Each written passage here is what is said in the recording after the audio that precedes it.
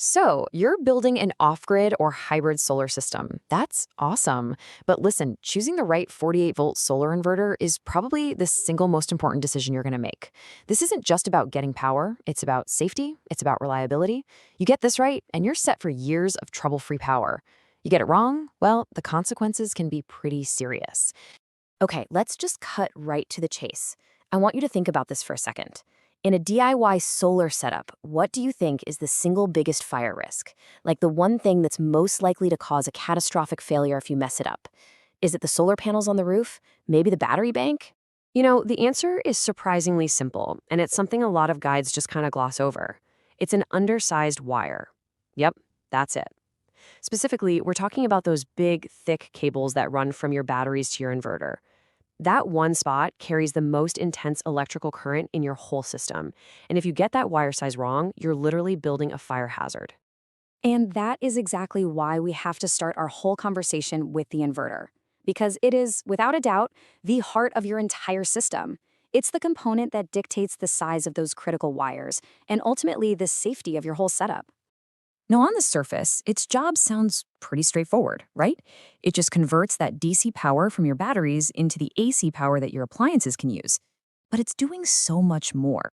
It's managing this huge flow of energy, it's handling massive power surges, and making a poor choice here can wreck your expensive electronics or, like we just said, create a really dangerous situation. So before we even think about looking at different models or brands, we've got to nail down a few key concepts. Seriously, understanding these fundamentals is what separates a safe, efficient system from one that's frankly a ticking time bomb. First up, why 48 volts? Well, this right here is why all the pros use 48-volt systems for anything more than a tiny setup. It's simple physics. When you double the voltage from 24 to 48, you cut the current in half to get the exact same amount of power. And lower current means you can use thinner, cheaper, and most importantly, much, much safer wires. Next, let's talk about the quality of the power your inverter makes. A pure sine wave inverter creates clean, beautiful electricity. It's just like what you get from the utility company. It's safe for absolutely everything. But a modified sine wave, that's a different story.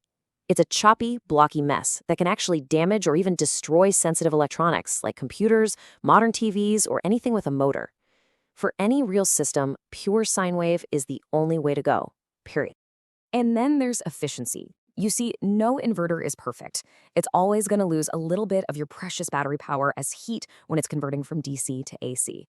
An inverter that's, say, 95% efficient is fantastic, but one that's only 85% efficient, you're literally just throwing away 15% of your stored energy, draining your batteries faster for absolutely no reason.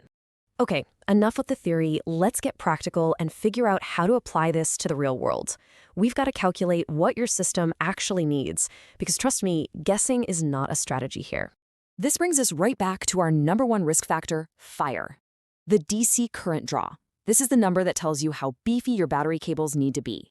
It's the raw measurement of how many amps are getting sucked out of your batteries every time you turn on your microwave or air conditioner. And this is the magic formula for safety. To figure out that DC current, you take the power of your appliance in watts and you divide it by your battery voltage times the inverter's efficiency. Don't worry, it's not as scary as it looks. We're going to walk through an example, but you absolutely have to know this calculation. So let's run the numbers for something common, like a 1500-watt microwave.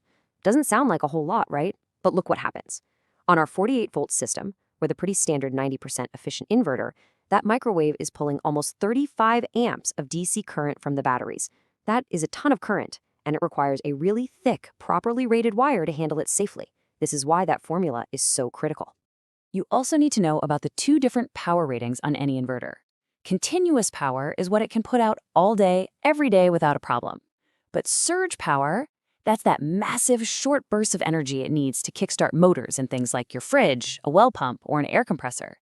If your inverter's surge rating isn't big enough to handle that initial kick, the whole system will just trip and shut down, every single time. Okay, we've arrived at what I think is the most important part of this entire explainer. These are the safety checks that are completely 100% non-negotiable. You cannot skip these steps. Remember that number one fire risk we talked about? It all comes down to this: voltage drop. See, as electricity travels through a wire, some energy is always lost as heat. If that wire is too skinny for the amount of current flowing through it, that energy loss skyrockets. The wire gets incredibly hot, and you've just created a fire hazard, while also starving your inverter for power. Now, the professional standard is to keep that voltage drop below 3%. As you can see here, the line between a safe system and a hazardous one is razor thin. The second you go over that 3% limit, it's a guarantee that your wires are undersized and your system is unsafe. End of story. So let's just quickly recap the biggest bad guys here. Number one, of course, is undersized wires causing a fire.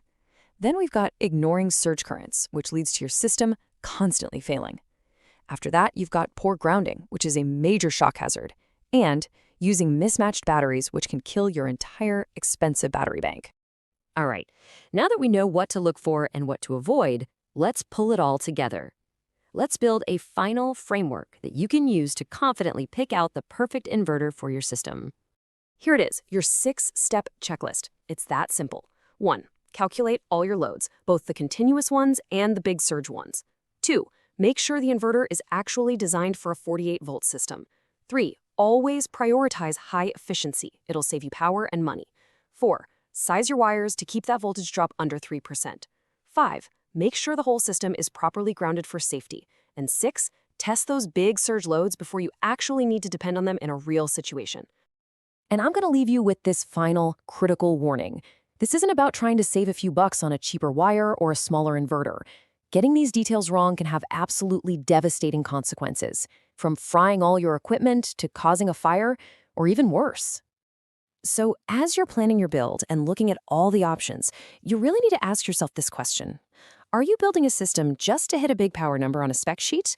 Or are you building a system that's designed to be safe, to be efficient, and to last you for many, many years to come? The choice is yours.